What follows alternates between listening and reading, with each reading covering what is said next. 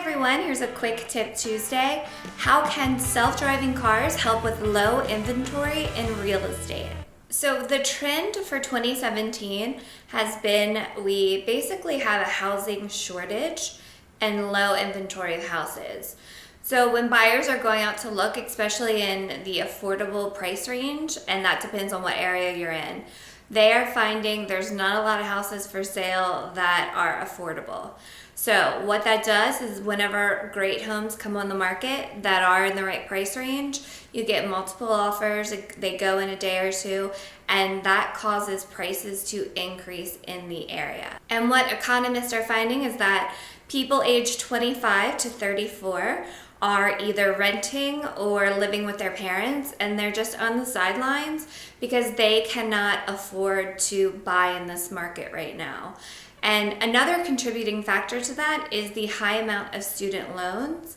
That's also preventing them with their debt to income ratio to afford housing. And in the suburbs of Philadelphia, in the areas I work, Chester, Montgomery, and Delaware County, it's really hard to even find a decent single-family home for under $400,000. And lastly, income is not keeping up with this increase in home prices. So, can self-driving cars be the solution? So we are on the cusp of self-driving cars hitting the market. They already have with the Tesla, and a lot of different companies are working to put these on the market. And in 5 years, this could be a reality. Because young people, millennials, cannot find affordable housing near work centers, so big cities, perhaps this self-driving car will be the solution. And what I mean by that is that imagine a scenario where you could live 2 hours away from the city. So 2 hours away from Philadelphia range would open up so many more possibilities, and you would get so much more bang for your buck with houses that far out of a commute from Philadelphia.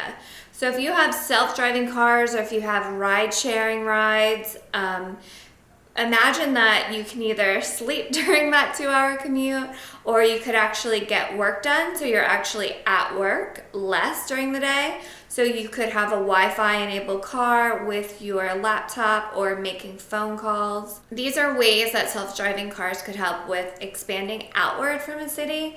And then another way is to do infill. So if we don't need cars anymore because we have self-driving cars, and eventually it's going to be on a grid system where it's kind of like an Uber, where we call a car and it comes to get us within 5 minutes, and you could do rideshare as well, then that eliminates the need for garages. So smaller houses now can convert 1-2 car garages into more living space, and that's gonna be able to work for a larger family now. And down in the city, you're gonna have huge parking garages that are no longer needed, gas stations that are no longer needed. Basically, an infill of the city could be one of the advantages to self-driving cars. So because we don't need huge parking garages anymore, those are torn down, and more housing is created, and gas stations aren't needed, so we can create more housing.